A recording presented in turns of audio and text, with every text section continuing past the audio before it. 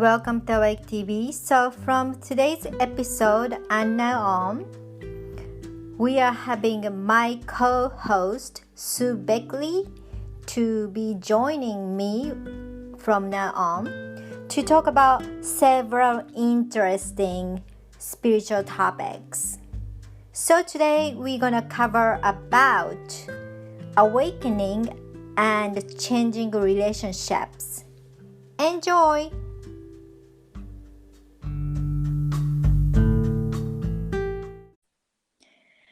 Hi everyone. So today I'm having my co-host Sue Beckley.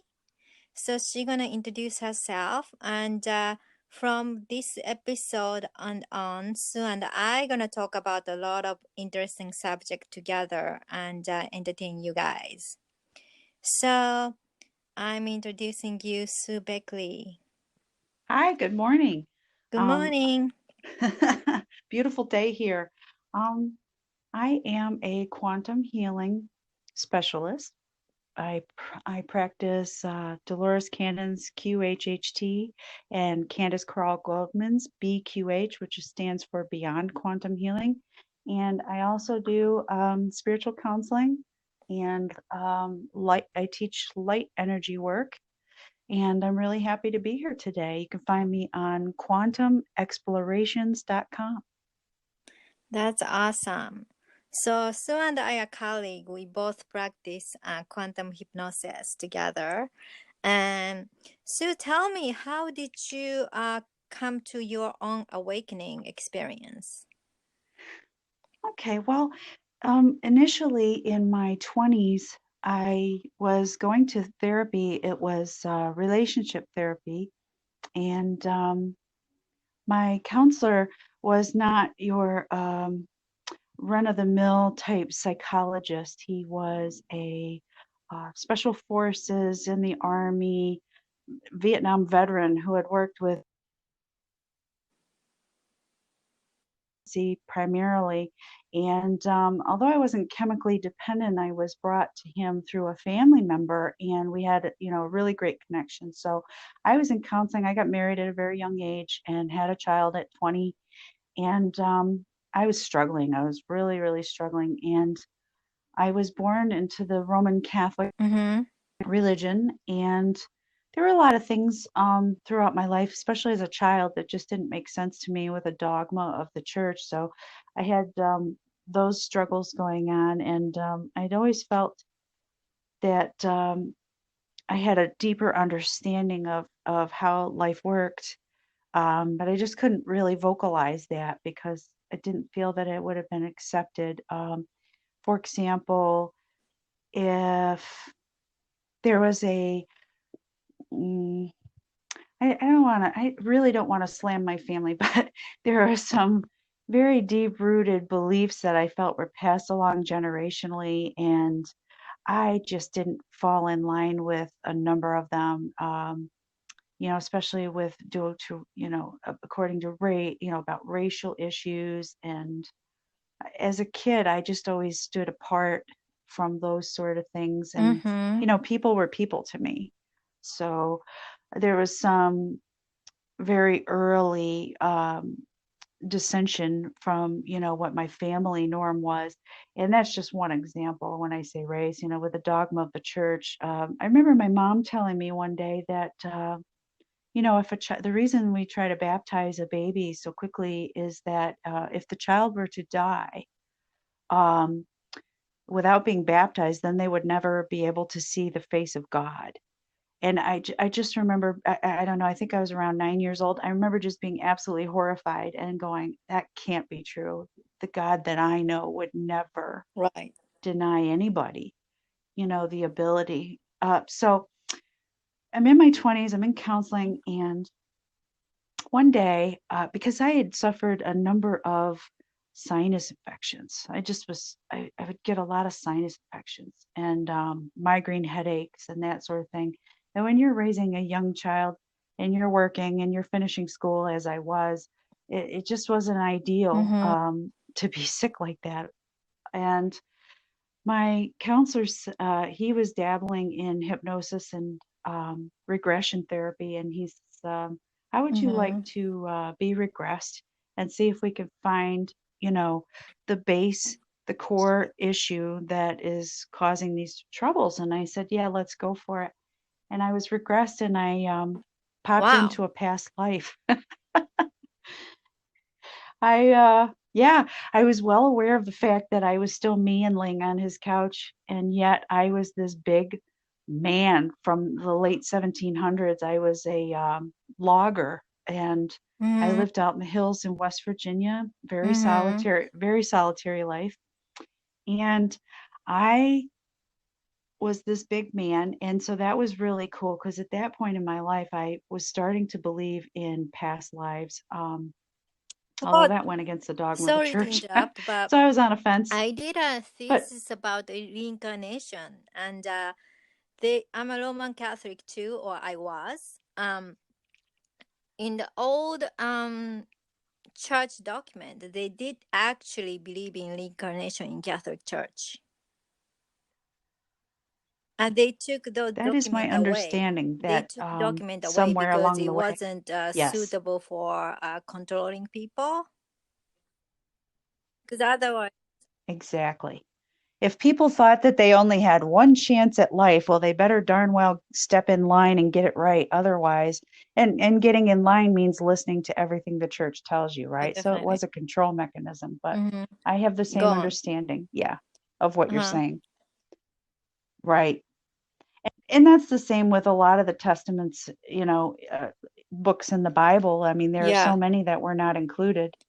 And, so that's a whole nother show we could Yeah. do. We can talk about our personal experience with um, Jesus and stuff. He's different from Bible for sure. oh, absolutely.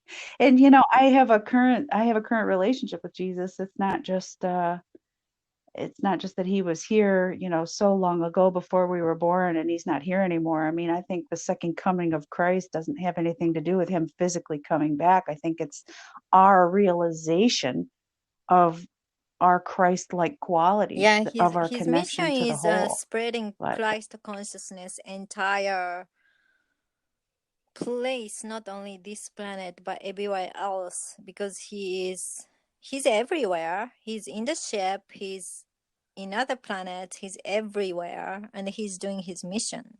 And many times he's in the ship along with Archangel Michael, and they are not a crew member, but they're everywhere. I think they are the part of I don't know what do you call them. They're not in the council, but they're like in a way, guiding like force. a guest, but who is important member of each Yeah, council or ship or wherever we are at in other planets as well. yeah. And I think you bring up a really good point that Jesus is accessible to all, everywhere, no matter who you are, what you're doing, and all you need to do is think about and invite in the Christ consciousness energy, and boom, right there. I mean, it accessible to everybody at all times, and um, all we need to do it. And I think that's a really good, because I think it gives people hope, and understanding that we really Yeah. aren't alone. That our spirit team is there with us all the time, just waiting for us to ask, Oh, for sure. just waiting. So when did you started to Yeah. having a totally different consciousness, which is like also like awakening from before? Like, did you have any big event? Right. Yeah, well, when I had that hypnosis, I would say that was the big event, which, because I experienced my death. I was dying of a sinus infection, which is what carried over Mm-hmm. into this life. The sinus infections, it was just like a carryover from a past life, and I was very afraid of cold, and especially when my face got cold. So all of these symptoms were carryovers from that past life, but realizing that and then going through the death and dying experience, I mean, I had no fear. I just looking at my body going, oh, and I felt so good, and I felt perfect health and connection to God's source energy. So that was my major awakening. And then I'd say because when you're no longer afraid of death and when you understand that you get that this is just one go around and you get to do it over and over and over again as many times as you want. I mean, that just totally disintegrated any fear I had of dying. I mean, I don't want to die painfully, granted, but um, so over 30 years, I was continuing to open up more and more. And I had a number of spiritual teachers in my life that came along at certain points that would just blast me Mm-hmm. open a little bit more. I'd read a book that I was, attracted to. And I mean, my book list is huge, so that would take half the show to read them off. But I think people will be attracted to information Oh that yeah, they're for ready sure. to receive. So, yeah. So, my book list could be completely different from your book list, but that's because you're attracted to what is going to help you open up at that moment in time, and same thing with me Mm-hmm. and everybody else. So I think you'd have to trust that you're being guided at the point in time in your life, for the information that you're Yeah, ready to receive. And we're all doing it at different times, and different paces and in different definitely. ways, I think. So, part of the reason why Sue and I decided to do co-hosting this show together, so we're gonna be the source of information for you guys, listeners, to help you out your own awakening journey, sharing our knowledge and our communication with our guys and stuff like that. So today's topic gonna be when we are start awakening, the relationship change. So we want to talk about this. So Hmm. yeah, you were talking about your Absolutely. friends and the people around you are experiencing sudden change, right? Yeah. Yeah. And it's been, I'd say, the last year and a half to 2 years that I've been noticing the biggest changes in my own personal life and with folks around me that are, telling me different stories, and even with clients. And some people can get really concerned about these changes, especially when it's somebody in their life that they've had for a long time and they've built a deep relationship with, and then all of a sudden maybe this person just isn't connecting anymore, they drop off, and it leaves the individual with the question, why is this happening? I mean, my goodness, we've been friends for so long and all of a sudden we just don't connect like we used to. And or all of a sudden they just disappear and they stop connecting altogether, and that could be very disconcerting for individuals, and I know it was for me when it Mm-hmm. first started happening, because you just sit there and go, wow, what did I do? People's first I think people's first inclination is to Yeah, go, what did because I your do friends wrong? suddenly stop contacting you. You're like falling off from each other. Exactly. And, a lot of people have a tendency to sit there and wonder what they did wrong. And I really want to dispel that if we could, Erica, at this time, because these separations, if you want to call them that, or disconnections from relationship, uh, I don't think No, there's fault involved. I think it it has to do is. with energetic connection. And yeah, and I thought, maybe we could talk about the Yeah, vibrational alignment, and what draws people to you, and then why there's, natural endings of relationships. And I don't even know if ending is transition, the right probably word. It's just a transition. natural transition. Yeah, I I like mean, that I word. did That's a have lot a lot of better. people Um, because I do relationship coaching. So my clients are experiencing their marriage or relationship is no longer working. It's not like they're fighting or anything, but they're kind of like growing apart, and that happens a yeah, lot. Um, I had this age is not good for it. pray information from Bashar, like I don't know, maybe like 7 years ago. He was talking about once people are raising vibration, and then um, you're no longer in sync with other people who are still having heavy vibrations, because you're kind of like same, you are on the same train, but like once you are raising vibration, you are on different trains. So two trains are not like, first you're running next to each other, but after a while you're not gonna like, run next to each other anymore. But once Mm-hmm. so that's what's happened. And he was saying that's happened with breaking up, divorce, or your parents suddenly, not suddenly, but dying, or, that kind of thing, or friendship, kind of like fizzle out. And so I heard the information about this in beforehand. So I was kind of emotionally prepared when I had my awakening 10 years ago. Um, so I knew it.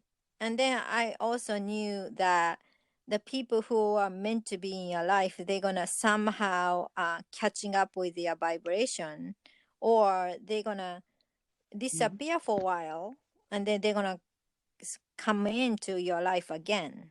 Like I just had a friend, Mm-hmm.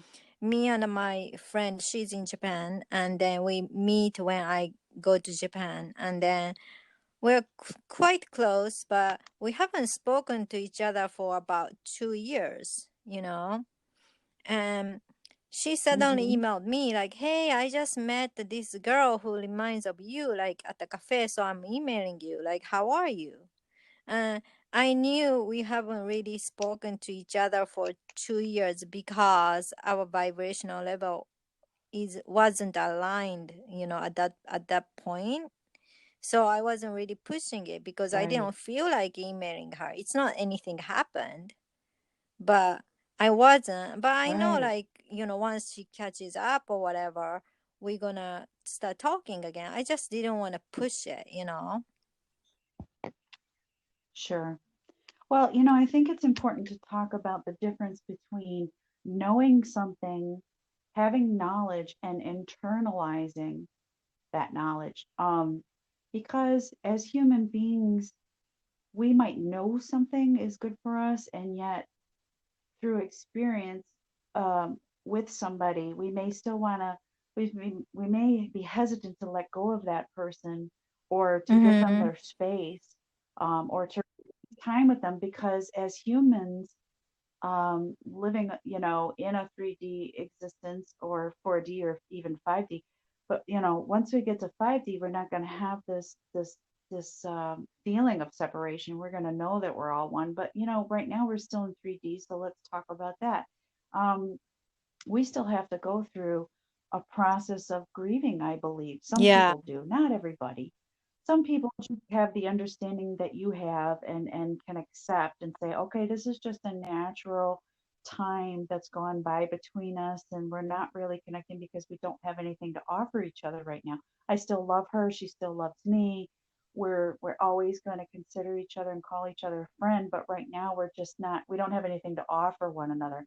Other people will be very hurt by that. And it seems to me like we almost have to go through the grieving stages, especially if it's a romantic relationship or a parent or a sibling or a close friend that we've spent many, many years with. Some individuals will go through it's like the death and the five stages Yeah. of death and dying. Um, where you at first you might be in denial, and then you might be angry, and then you might be really depressed, and then eventually you bargain, you go, well, if only I had done this, maybe that would have been better, or if she had just done this, then maybe the relationship would have been okay, or oh, okay, I'm going to try this and it's going to make it all better, just bargaining, like all of a sudden, if I do this, this, and that, Mm-hmm. it's going to get better. And then finally, people come to a point of acceptance and they just say, you know what? It doesn't have to be that she's wrong or I'm wrong, or nobody has to be wrong. Maybe this is just what it is. And so that's when we internalize the concept of it's natural for people to fall apart, or fall away from one another, or have, time apart. That's when we take that Mm-hmm. concept and actually internalize it into our own bodies and in our minds and our emotions, and we understand if I Yeah. just went through it, right? Also, If I in a way, if I just been I personally experienced this. Me and my girlfriend is kind of reconnected again, but she had to go through her shocking experience, and then that was about a year and a half ago. That's a different girlfriend. Um, she started to having. She's very Christian. She went through ah traumatic experience, and then she was very acceptable of my awakening up till then started to telling right kind of distancing from me, and either I gonna change myself or fake myself to be who I'm not, means like not triggering oh yeah buttons and not being who I am in order to get along with her or be mm-hmm myself. And I was presented that situation. So every single time, yeah, it wow was yeah hard that's a because tough I one I was really, we are really close friends, and it was really painful, and I couldn't just be me. It's not like I gonna talk about all this galactic stuff and all this spiritual stuff in front of her, but I just couldn't be in front of, like, I couldn't just be me in front of her, even smallest level. So I had to make a choice of distancing myself to her, and then do not extend my hand to her unless she wants to talk to me. And it was really right painful because it right was right either choosing myself or choosing our friendship. It could be like a relationship too, in some absolutely other people's situation, right? Either choosing your truth or be who you are, or faking yourself to get along with other person. Absolutely. Yeah, and That's such a great point.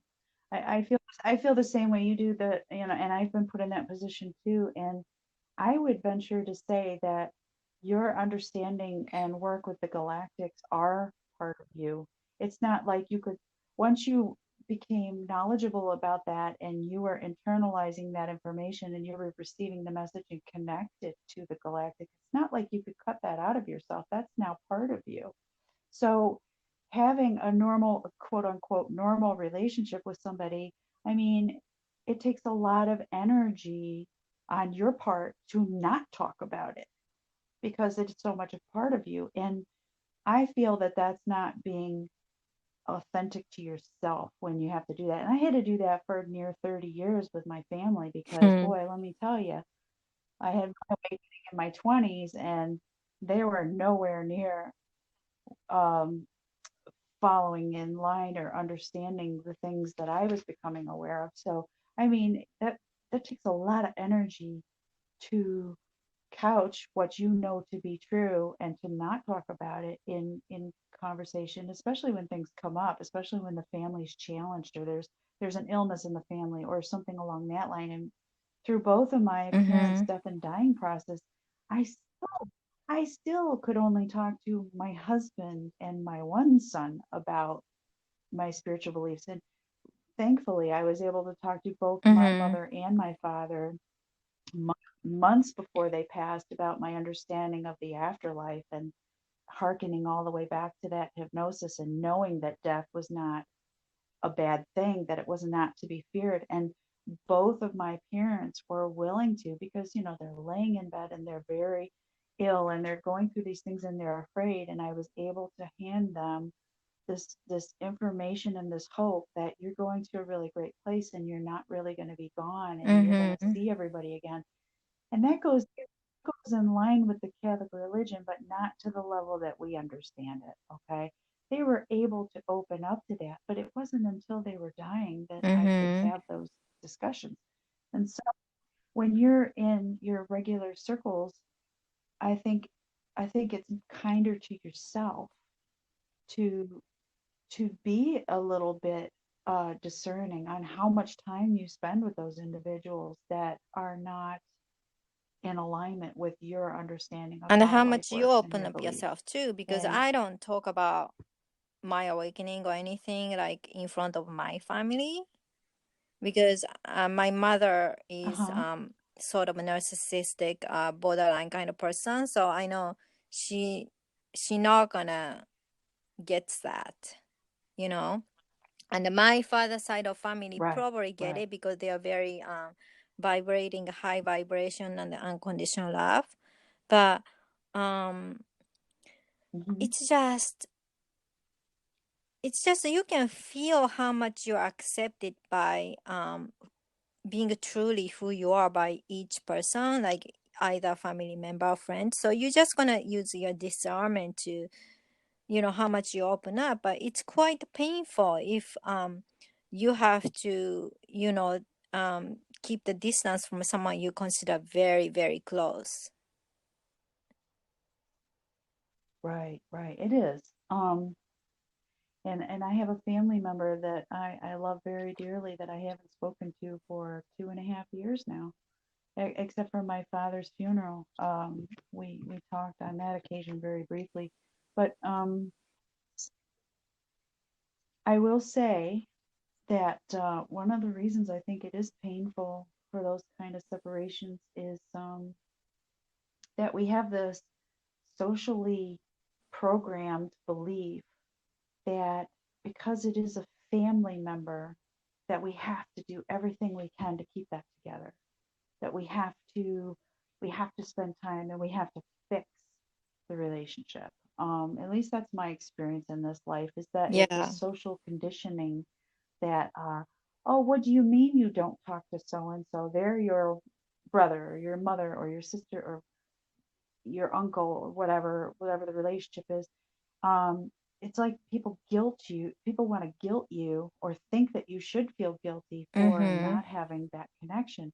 And in reality, I think it's a natural, as we were talking, where the energies are not consistent and they're not, it's almost more loving to stay Yeah, away loving from for that yourself. person, or it's loving for yourself and that person, because what happens with people that are a little more enlightened is they sometimes I think they try to open that other person up Mm-hmm. before they're ready.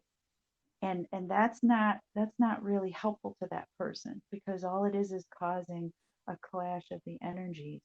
So I think it's more loving to yourself and respecting yourself, but it's also more loving to that other person to give them their space, to allow them to open in their own time when it's Mm-hmm. right for them. And I would call that divine timing. I think every single person is going to ascend in their very own time. Oh, It can't definitely. be on our So timeline. that's what I did, and I wasn't really Yeah. contacting her unless she wants to contact me. And during this COVID stuff, she Mhm. started doing self development, and then Okay. I think she gained more understanding about, she's still Christian, but she's different. I think her vibration is higher. She's not so judgmental toward someone who is outside of Christian teaching. She thinks healer is not Hmm. demonic people. She thinks they're someone who is helping other people, which who we are. So, which is really nice. So we rekindled our friendship again. So I'm really happy.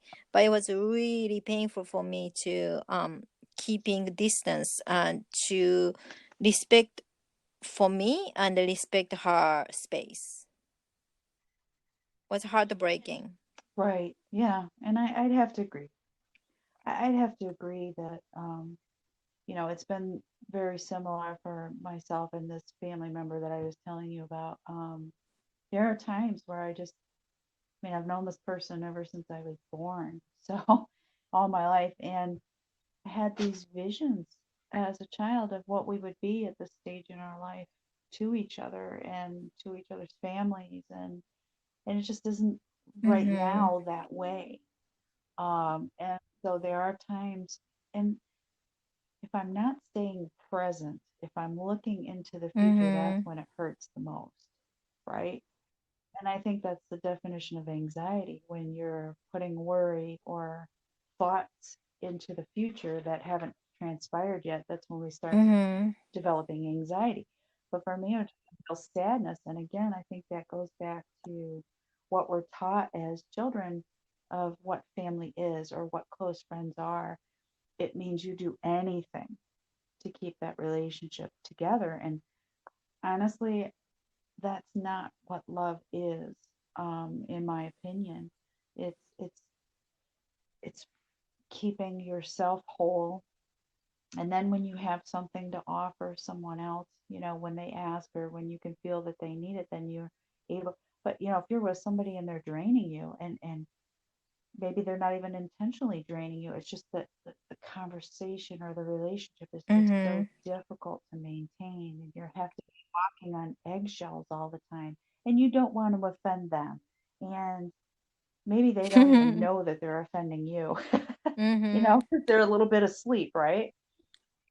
But like you said with your friend, I mean, I would wonder what it feels like now that Oh, you're I feel good. connecting I again. feel I mean, does good. it I feel feel a lot good. more I'm happy natural? about that. But letting go part was very difficult because I consider her as you know, you can label the person, but after the awakening, I kind of realized the term we call family is not about blood relations, but it's about soul connections. You know, you and I are family. You know, Absolutely.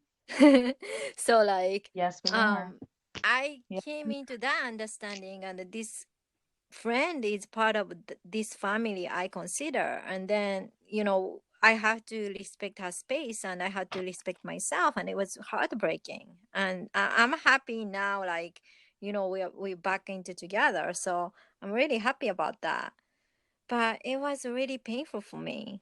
Yeah. Right. And I can see that in your example, like what you did was the loving thing to do. You were respecting her essential essence by not being together and having it be so difficult for the two of you. Do you see what I'm saying? I really believe that you did the most loving thing by letting her go for a while, because in essence, at that point in time where you were not in alignment, you would be hurting each other more by being together than you were apart. But then you went through that grieving process of Yeah. not being with her, and you went through that. And to me, that is the highest show of love, because even in a marriage, if all you're doing with your partner is fighting and angry and dissent in the household, you're not really loving each other or respecting one another's Or you essential kind of self. like faking Um, yourself to be get along with each other. That's not real relationship. I have a lot of clients who come to me right, about and they are having yeah. crisis that their marriage is no longer working, and they are seeking for clarity. And Well, I was wondering if you wanted to talk about, like, how we can use our bodies and our intuitive gifts hmm. for discerning whether a relationship is Oh healthy or yeah, not. that's a I good wondered if you idea. wanted to talk about that. Okay.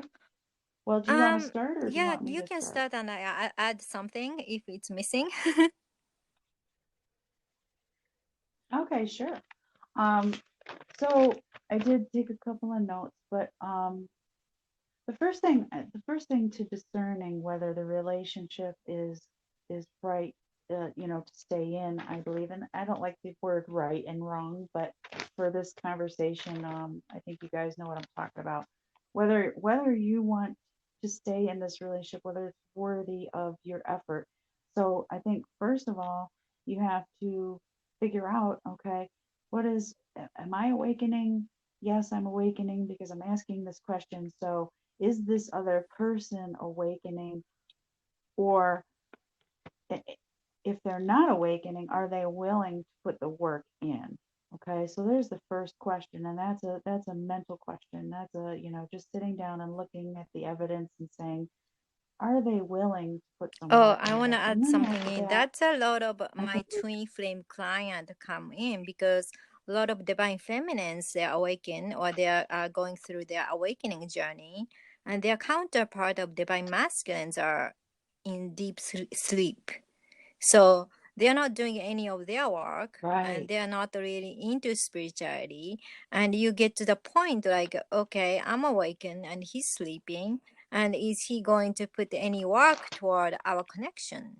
Or he's going to entertaining his connection with Exactly. other people who are vibrating in the same level as his level. And a lot of my clients are Right. coming because they are having dilemma, facing this kind of situation. Right. Well, I think it's okay if a person isn't spiritually awakening. That's okay. It doesn't mean you throw the baby out with the bathwater, but this person could be fully asleep that I'm having this relationship with, but are they willing to have a conversation with me? I mean, I know we don't agree on spiritual principles, but in order to make a relationship work, it's like if this person isn't willing to sit down and have a conversation and talk truthfully and deeply on issues, that I think is a really big indicator that, it may not work out. Really, if you can't have a conversation with the person you love and talk honestly and talk from the heart, then I don't hold out a whole lot of hope that that relationship is going to grow.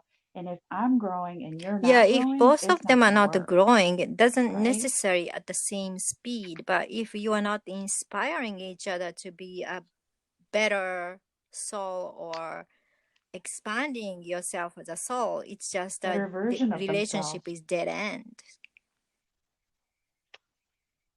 Exactly. And then I think, that's key to first figure out. And then I think the next move is to start getting in touch with your own body. What is your body telling you? And so for me, how it works is my intuition. I'm um, I'm an empath. I'm an intuitive empath, and that's just another way of saying I'm Mm-hmm. clear sentient, and Mm-hmm. clear cognizant. Okay, and if you have to put a label on it, I'll say it that way. So all my life, I've always been able to feel other people, and we all have these abilities. Mm-hmm. Okay, it's just a matter of developing them and believing in them. Okay, so if you don't believe it's Yeah. possible, then you're going to have a hard journey. But um so opening up to that, and the body works very closely with your spirit, and it will tell you whether something is good for you or not good for you. And so I would suggest that if you're in the presence of an individual, whether it be a love partner, a family member, a friend, or just a stranger, and all of a sudden, or it could be a place too, it doesn't have to be a person, it could be a place or it could be an object even, but let's stick with people. Um, so all of a sudden, like every time you're around this person, you start to notice like you get this weird feeling in your gut, like you got a stomach ache, or um, all of a sudden you feel like you're drained and your body and you're just tired now, and geez, I've only been with this person for 20 minutes and I'm exhausted, and I came into this encounter feeling great. What the hell? And then all of a sudden, maybe you have a headache, or you just can't sit still. You're twitchy and you're itchy and you're twitchy. And okay, so those are some of the signs that your body could be giving you that this person's energy is not meshing with yours. That it's actually causing your energy field to get um, impacted. So your body's communicating that with you, and impacted in not a great way. Okay. Because when you know how it is when it's with somebody that you get along with very well, you're like peas and carrots. You get together and it's immediate, it's smooth, it's vanilla ice cream, it's Mm-hmm. sunshiny, it's a nice breeze. Um, and your body feels energized when you're with that person. So I want people to start getting connected with their own body and what their body is telling them, because this is how the body connects to the intuition and the mind and the soul to receive messages about what you're experiencing in your daily life. So like I said, we're going to stick with talk about humans right now, but this you can use with a place, with a situation, a question like, should I take this job? Okay, you start tuning into your body and start listening to the messages. When you think about the job, what is it telling you? So let's stick with people. If you keep going with this person, and every time you encounter this person, you have the same sort of symptoms, that your body's telling you your fields are not in alignment. Okay. So then you can start engaging, I believe, your mind and start saying to yourself, okay, what is it? What is it about this relationship that it, and then like you said with your friends, there wasn't a spiritual connection, or there was you had a friend that was very religious and believed that anybody in the healing arts was doing the devil's work. Okay. So that's kind of a natural no-go, right? I mean, there's no way that the two of you at that point in time were going to come together and have a meaningful Yeah. relationship because, you know, Mm-hmm. vibration was so off that it's Yep. like being put up on a cheese grater, right? Spiritually, you're being cheese grated and it doesn't feel good and it saps your energy and it makes you feel really bad about yourself. So, I Yeah. mean, it Like can. I So, I think that's how we mm-hmm. work Like with in our general, intuition. people can focus on if put you in ease physically, that's you're like in sync, and then you feel Yes, somehow discomfort, uncomfortable, something like not ease. That's like okay, your body is telling you no. Yeah. exactly. Yeah. And we have to, I mean, we're not taught to trust our bodies like that. We're just taught, oh, yeah, I have a headache, I'll take some Advil. Or I'm really tired, or maybe I have chronic fatigue. I mean, gosh, please stop listening to those commercials because I mean, I could have any number of freaking Listening to the diseases based commercial. on, you know, honestly, any one of these diseases I could have. I mean, I could be the sickest person on the planet, and in reality, I'm not. I Yeah. just I listen to my body, and if it's telling me that this person's not healthy, I either very much limit my time with that person, or Yeah, that's I part just part stop of the hanging way out with them. you are loving yourself, the self love, because like for especially for Absolutely, guys, we are like as a female we are more in tune to our intuitive feeling and the gut feelings compared to guys, maybe except the gay guys, but straight guys, you guys might not be so in touch with your intuition, and then but even those guys they can feel their body reaction, right? So that's a really good absolutely. indication to If you feel allow what yourself, your yeah, body is feeling when you're with the person or when you make a decision or something like that. yeah. And if you just have this drained feeling overall, like you start to notice because you're being consciously aware of it, you just start to notice that every time you hang out with this person, your energy just gets sapped. That's a real big indication that something needs to be looked at there. And I'm not saying, you automatically dump that person out of your life. That's not what I'm suggesting. I think it's following the body to then open up a conversation. And then if that person is not willing to have a conversation, or they say like, God, I really feel funny about doing this, but my first husband used to say to me, and I love him dearly. I Mm-hmm. mean, I love him dearly. We don't Mm-hmm. talk. We have a child together, and I always wish the best, most wonderful things for him in his life. But he used to say to Mm-hmm. me, and he was immature too back then. Oh, you're just blowing everything out of proportion. Even when I was in counseling and I was trying to, save our marriage, it was you're blowing everything out of proportion, and the wall would go up. And I know now, looking back, that he was unable to admit to himself that things weren't right. It was just easier for him to just like, let's not talk about it and let's just pretend everything's okay. And I think a lot of, I hate to say it, I hate to generalize, but I think a lot of men, I mean, their role and they're socialized to be the strong one, to be the one that just pushes Mm-hmm. forward, soldier on. I mean, I've heard that so many times. And so men are socially trained to be the one to push forward through adversity. However, that's not being true to the divine masculine, because the divine masculine is also a Oh, balance between definitely. the masculine and the feminine, right? In order to, yeah, in order to shine its brightest. So, um, I did experience that, and that's when I knew, as soon as I knew that the conversation wasn't going to happen, that's when I realized that I had to let go of the relationship. And I needed support in letting go of the relationship. I was very, very grateful to Mm-hmm. have my therapist at the time, my counselor, and he's Oh, also awesome. now in spirit. He's my guide. He is, yeah, he is still with me, and I hear him.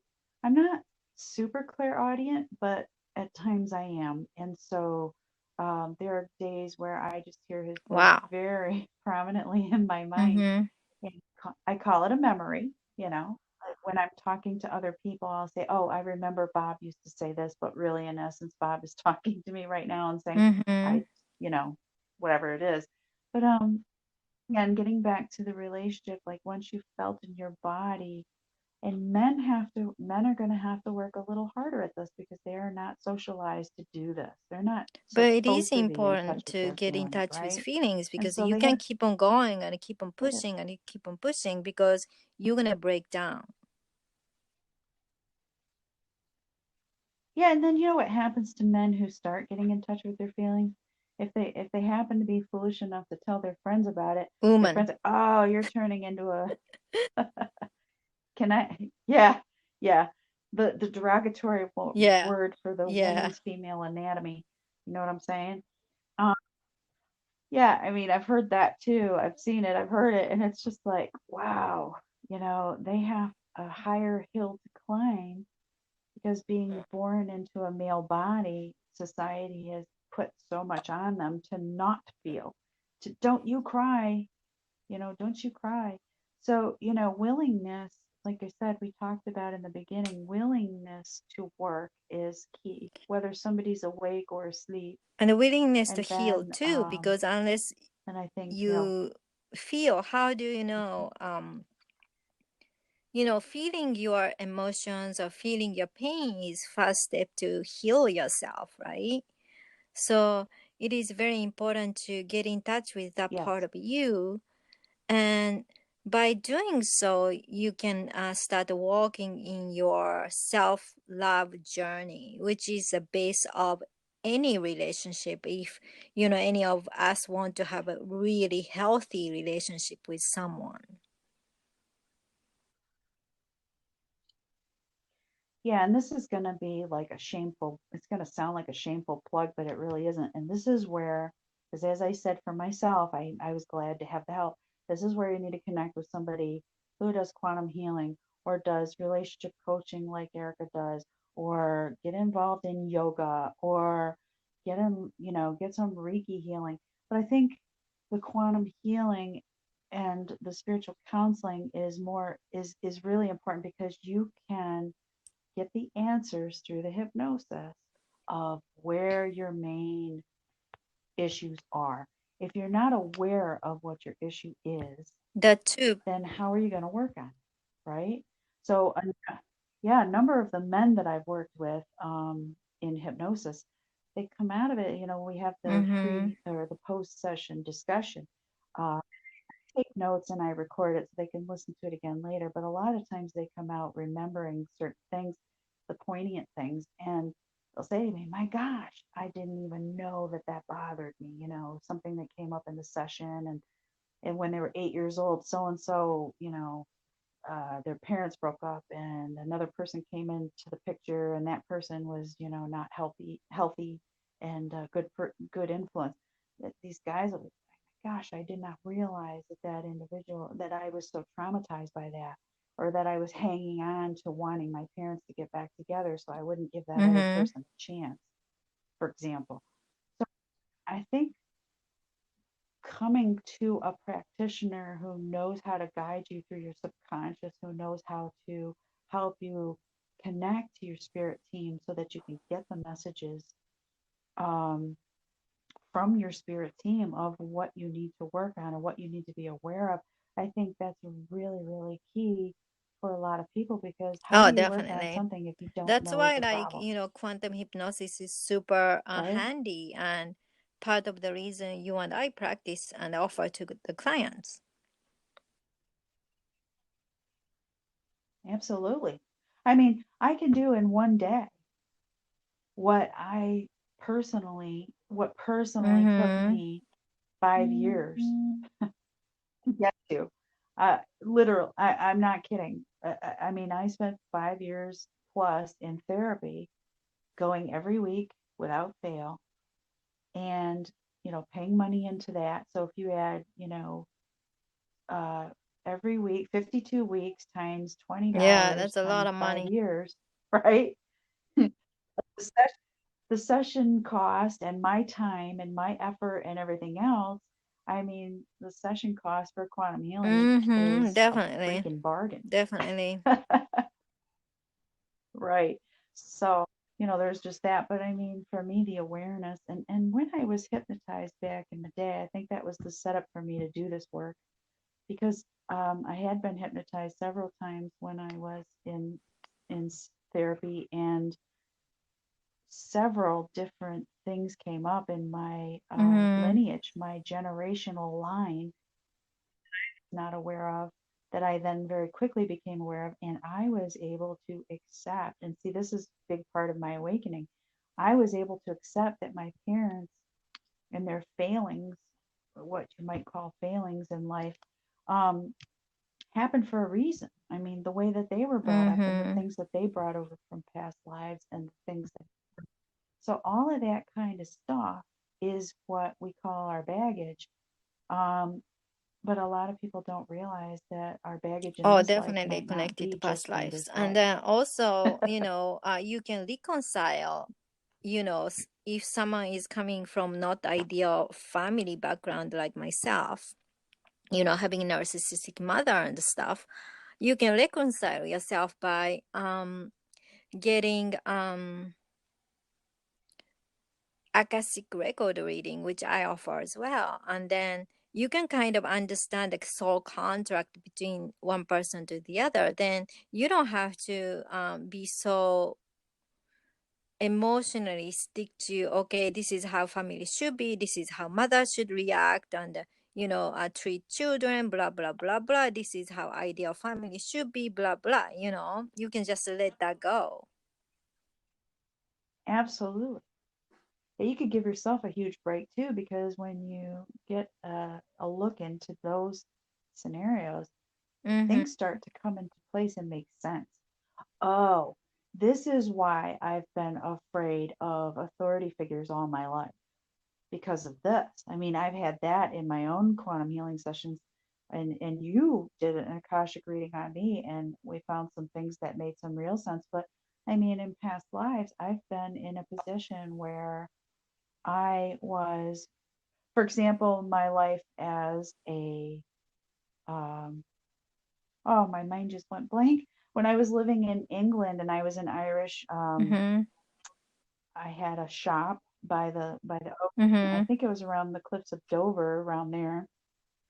Song came very strongly into my mind, and Mm-hmm. I was a parcel, like a mailman, so to speak, back in the day. And I was too afraid to um, to pass messages from my fellow Irish to the underground, so to speak, because I knew that the English were very, very brutal to anybody that was Yeah. considered an enemy of the state.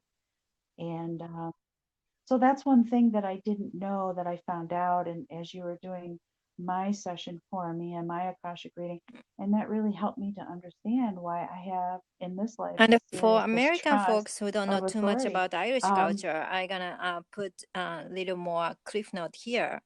Um, Back then, Good. Irish people do have over 800 years of history of English occupation. English people decided to occupy Ireland and took their culture, basically took their language and identity, and they put English descent Scottish people to be a ruler of their country, and abolished all their aristocrats system away and took everything away from Irish unless they're going to conform into British culture.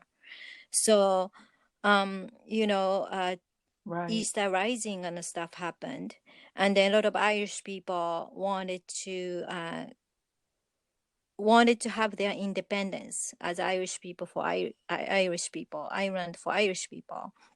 And then a lot of people are doing all this underground stuff to save fellow workers. So, a lot of oppression and stuff happened. So when you are in that kind of situation, you're going to have a lot of pressure and a lot of guilt and a lot of guilt of not being a part of this force to help out your fellow Irish people. It's not just didn't pass on the information, but Right. it's not that small. It's all about, okay, are you going to be the part of this revolution to save our country and ourselves, or you not going to be the part of it? It's just very heavy stuff. So that's my cliff note. Exactly. No, that's a great cliff note. Thank you for expounding on that.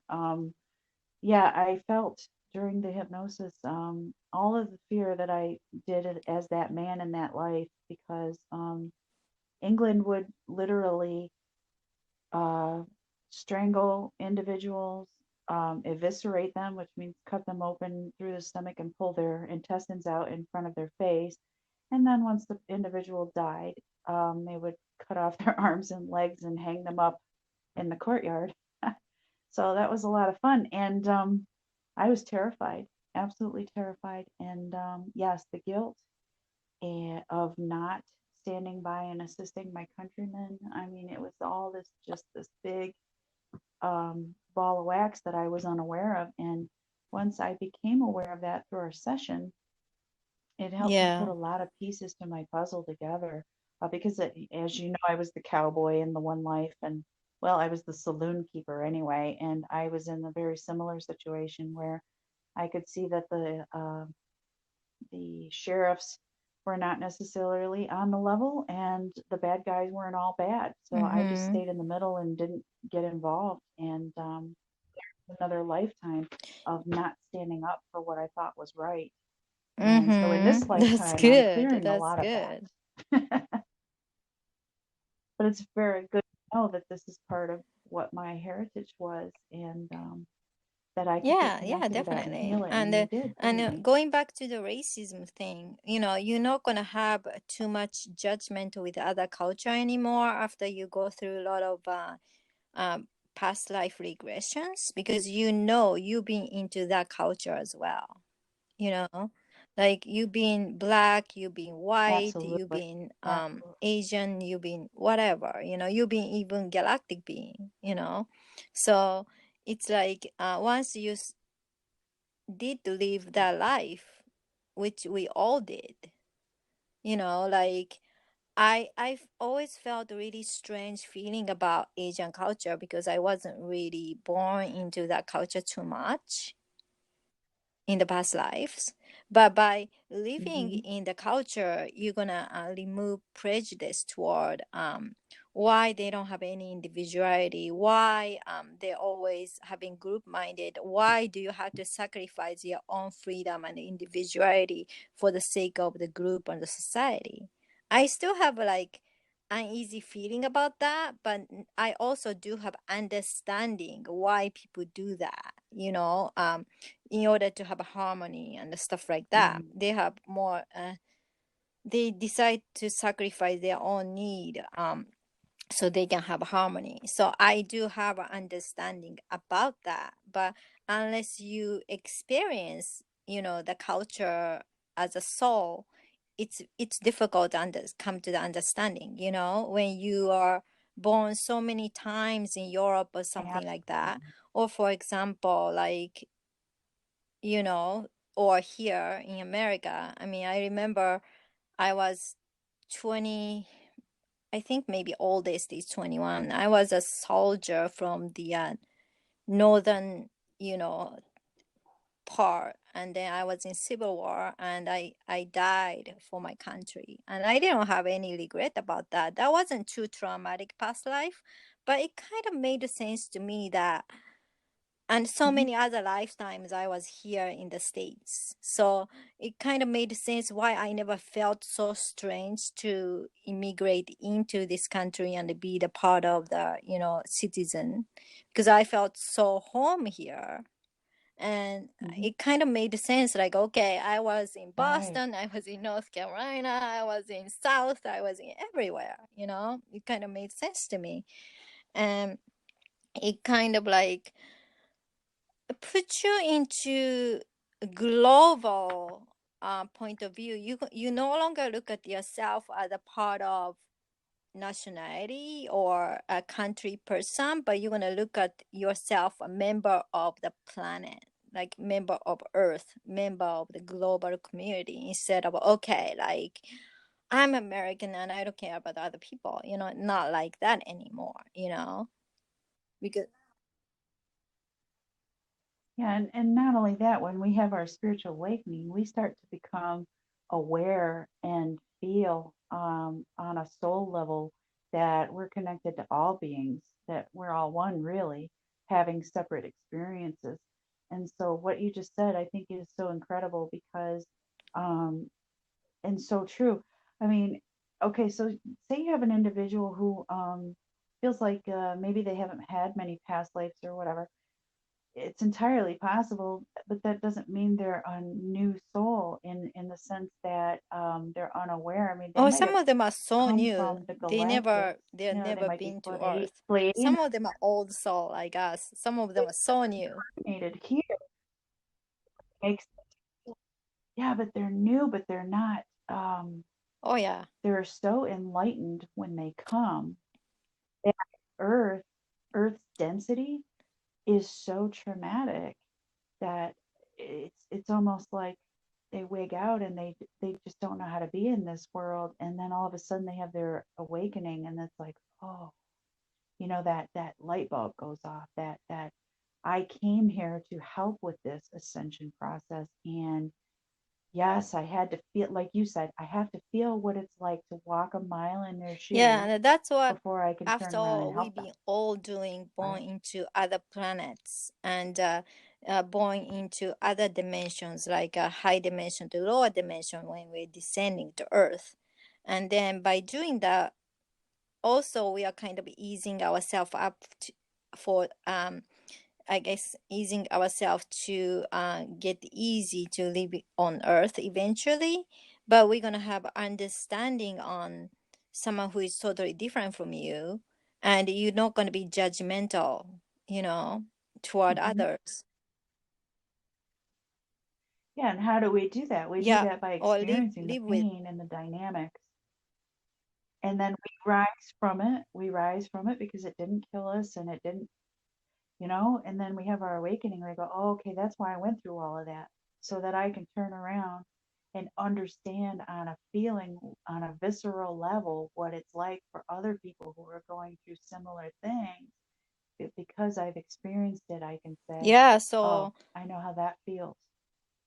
Go talk to me about that because that's not a foreign concept. I've felt that before. I agree. And it's like the conversations you and I have. We have a lot of, even though we come from vastly different cultures, our birthplace, we have so many similar experiences, and we talk to each other and we share. And this is why I think finding our tribe is so yep. important, and why these relationships that we've been talking about, that when it's time for them to fall off, we need to be able to say, okay, you know what? It doesn't mean it's forever, but for right now, this is okay because I'm finding my tribe. I'm finding people that speak my language. I'm finding people that understand things the way that I do, or at least we're similar, or we can have a conversation about it openly. And even if we don't Mm-hmm. agree with each other, we're not going to feel badly about that because it's free and it's open, and we're accepting of one another. So that's your tribe, whether it's blood or marriage or friends or just this new group of people, this wacky new group of people that came along and they tickled your fancy and you want to know more about it, and you're gonna like they're having a retreat and you're going to go spend some time and you're going to find out about it. I mean, I think that's how we get support during our ascension process is the falling off of these relationships that no longer Originating um, with. support us, and we're no longer, yeah, we're not supporting them either because we're not getting along. So like now those are going to fall off and we're going to find our tribe and we're going to start helping each other through this process because it isn't easy. I'm going to say that No, for it's not myself. I easy haven't at felt that all. this has been easy. There are times where I want to, there's times where I want to throw in the towel. I want to say, screw this. I know I came here for a Hmm. reason, but I'm really ready to go home. And then, I go to sleep. I sleep on it. I meet with my counsel and my guides, and I'm all better in the morning. That's okay too. But I can tell people about that. There's people I can say, hey, I really felt this way yesterday, and I Yeah, just it's wanted to say, important to screw talk it all. about that. And, yeah, and these people come in and, my tribe, and I've been vibing with them, and they go, hey, that's okay. I feel that way sometimes too. Yeah, And and that's what we're striving once for. we, We want say those goodbye, people that's in our lives. temporary. And then you meet new people who are more your soul family, which is like, a lot of us who are starseed or light workers, we are, s- I guess, placed into far away from our family. So we can do our work. So most Yeah. likely, whatever your blood family, not all of us, some of them are, they have their soul members too, but different environment from where we really come from. And that's okay because that's also learning experience, and that's also understanding others and being compassionate to others, and then learning what kind of um healthy distance you can have with that person, you know. Yeah. Yeah. And that's a great point. Healthy distance. So that's where you say, you might decide, well, 1 or 2 hours a week, or once a month, or once a year at Christmas, or whatever you celebrate. Um, it depends on how you feel, and you're honoring your own body, your own mind, your own spirit. And so that's how you got to get Yeah, and connected to to the me that body is and a all of good that way kind of to stuff. handle this And you feel, relationship change. You don't have to cut off all communication with a person. You can still have a communication and a relationship, but you can kind of like change the frequency or density of it. How deep you want to involve with this person. absolutely. And I think that's a great option, especially, I hate to say it, but it's our older generation. It's harder for them to have people just drop completely out of their lives. They may never awaken by the time they pass away. And the only reason I bring this up is this subject Mm-hmm. personal to me. My love of my parents was so intense that I just couldn't. I couldn't. I had a similar dynamic with my mother as you have with yours, and I just couldn't um, drop out of her life. It hurt my soul just Mm-hmm. thinking about it. But I really did set boundaries. Mm-hmm. She started learning and respecting them. Also took care of myself in the way that I would limit my time. Okay. And if I was with her and things started getting dense, I would say to myself, okay, it's time to go now. And I would just say to her, Mom, I have something to do, and, whatever it was. And I would just go and I give her a kiss, I love you, and I would go. And I felt really a lot better, and I felt Mm-hmm. much less drained because I was honoring myself while I was loving her. And here's another thing I want to throw in real quick. Even if you're not physically spending time with somebody or talking to somebody on the phone or texting or whatever, if you're not in contact with Yeah. somebody, we still have the energetic connection if we want it. So we can connect with anybody, anywhere, living or passed away at any time, just by thinking about them. And this is what Mm-hmm. we were talking about earlier with the Christ energy. All we have to do is think about that person, that entity, whatever, and there's a Mm-hmm. connection. And so I just send love, for those people that I no longer want to spend. physical time with, when they pop into my mind, I just send them love. Mm-hmm. And I'm sure that they receive it. And we're all going to be together again after this life is over anyway. And, the connections are immediate and we can see whoever we want to. So goodbye, Yeah. even if it's for this lifetime, isn't really goodbye.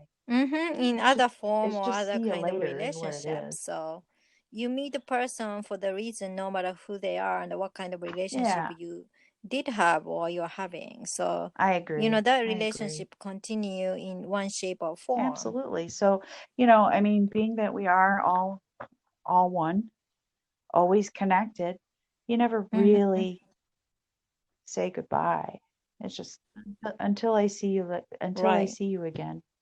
And energetically, we Yep. can send love to, anybody, anywhere, in any time space, and they're going to receive that. So, I mean, having faith in that, I think, is because once you send that love out, anything you send out comes back to you tenfold. I mean, that's a true Mm-hmm. statement. Definitely. So, and I've heard that ever since I was, in my 20s and in spiritual counseling, and it's absolutely true. If you want to test it out, Mm-hmm. try this. Go out to the grocery store when you're feeling really grumpy and angry and notice. And because you're feeling grumpy and angry, you're not going to really want to notice, but you're going to pay attention because I've put this thought into your head. Notice the people around you and how they're behaving. And, make a mental note.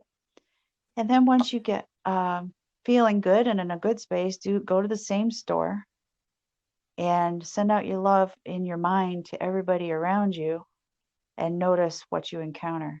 That's a little homework for everybody. Give that a shot and make some mental notes about your Yeah. experiences when you do that. If you don't believe in energy and the effective energy, you will after you do my little experiment because it is incredible. And for my homework for guys are start listening to your body, being aware how your body is reacting toward one person to the other. So you can eventually tell, okay, I'm so tensing up with this Absolutely. person, or I'm faking it to get along. Right. I agree. It's great. So we're gonna wrap up the conversation today, and we're gonna talk more of other Great. subject. We haven't decided what we're gonna talk about in next week, I'm so but excited, Erica. you guys And gonna know thank you by for the working title. with me. I love this kind of thing. Oh, And, thank you. your energy is just amazing. And all I can really You go too. ahead. I think we can have a more stimulating conversation, and presenting that to our audience, and then they're gonna feel more of the part of the conversations pool instead of one person is just talking about Absolutely. it.